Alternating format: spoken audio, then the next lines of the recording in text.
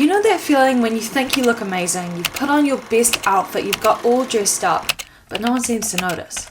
You could be wearing the most powerful looking suit, high-heeled boots, a new designer bag, an outfit that screams professionalism and confidence, but there's this misalignment between what your body language is saying and what your outfit is saying, sending this conflicting message about you to others. In the world of fashion psychology, non-verbal communication shapes the way we see and interpret fashion choices, the way we move, the way we hold ourselves, the way we make eye contact. Let me ask you, are you the type of person when you walk into a room, do you pull out your phone, are you looking at the ground, or do you have your shoulders back, you have your head high? The way we dress and the way we carry ourselves reveals so much about our personality, our values, which impacts our self-confidence and how we interact socially. Did you know you're perceived as more attractive and more trustworthy if you maintain eye contact and have good posture? By aligning your non-verbal cues and your fashion choices, you reveal this powerful message. And research has proven that if you dress in a way that reflects your identity and your values, you're perceived as more confident and happier than those who don't. This is proven in a study published in the Journal of Consumer Psychology, found that people who wear clothing that reflects their identity felt more authentic, which leads to increased self-confidence and happiness. So in other words, when you dress in a way that reflects who you are, you're more likely to feel good about yourself and then less likely to doubt your self-worth. So then you adopt better non-verbal communication like good posture. I started my working career in advertising at the bottom of the ranks. I was doing coffees every day, I was getting people's lunches, I was staying late to do other people's printing for their presentations. I was surrounded by confident and powerful, intelligent people. Well, that's what it felt like. By the way they dressed, tailored suits and blazers, high-heeled boots, designer bags. And I was fresh out of uni, I had no confidence, I was naive, and I just felt like I had no authority to talk in a room to present an idea. But over time, what I started to realize, yes, these people had more experience than me. They would all walk around with this assertiveness. But I did know a lot, and I didn't do 4 years of uni to make coffee for other people, otherwise I would have done a barista course. And what I realized is people use their wardrobe, their fashion choices, and the money they earned to spend on beautiful clothing, and utilize these strong, assertive, non-verbal cues to demand a room. And people listen. So what did I do? I started thinking about my clothes, what I wore to work, and then I started to focus on my posture,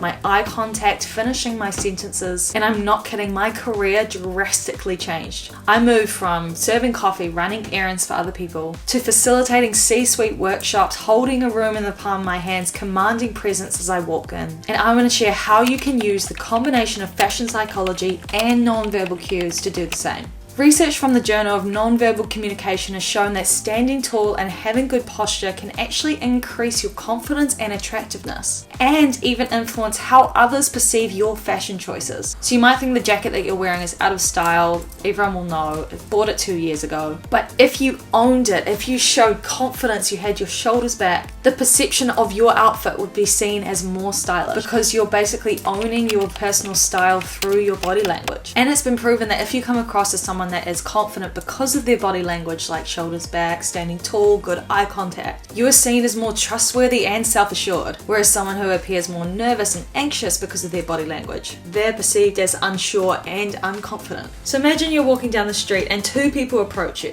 One person is standing tall, making direct eye contact, while the other is hunched over and avoiding eye contact. Who do you trust more? A study published in the Journal of Psychological Science found that body language speaks volumes about your trustworthiness. Good posture has a more positive impression on others, and you're more likely to be remembered than someone that looks disengaged and disinterested. Just keep your shoulders back, your head high, and it will be in your favor. Here are some techniques to improve your body language to enhance your outfit. Be aware of your facial expressions. They communicate a lot more than you think about your emotions and your intentions. You do not want to be that person that's unconsciously frowning all the time. This might sound a little bit silly, but practice smiling in the mirror and start building that muscle memory. I actually set reminders on my phone that tell me to smile throughout the day. Use hand gestures because they add interest and emphasis to things that you're saying. There was an analysis of the top performing TED Talks of all time. A study conducted by the University of Warwick analyzed the top 20 most viewed TED Talks, and they found that all the speakers used on average 465 hand gestures throughout the talk.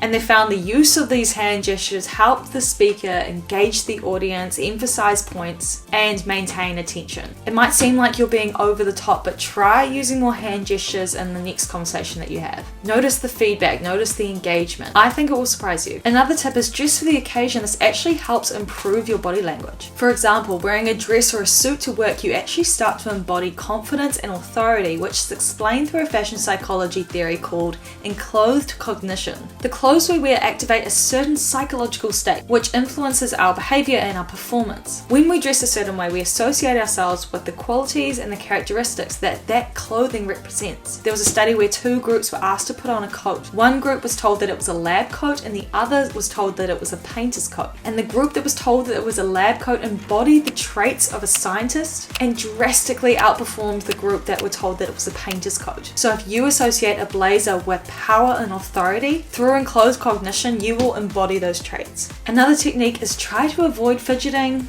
Don't hold on to your phone, don't play with your hands. It's a sign of nervousness and discomfort, which then negatively impacts your body language. And lastly, the one I've been going on and on about is good posture, because when your shoulders are back, you present confidence. So just keep remembering, roll those shoulders back, keep your head high. Non-verbal communication holds just as much weight as verbal communication. And when you're able to align the two, you're able to send a message that aligns with your personality, your identity, and your values. People who dress in a way that reflects their identity, their authentic selves, are seen as more self-assured and more content. So I guess what side do you want to be on? If you're able to leverage fashion psychology and non-verbal communication to your advantage, you can leave a memorable impression on anyone that you meet. If you'd like to learn more about fashion psychology theories, subscribe to my channel. There's a lot more where that came from.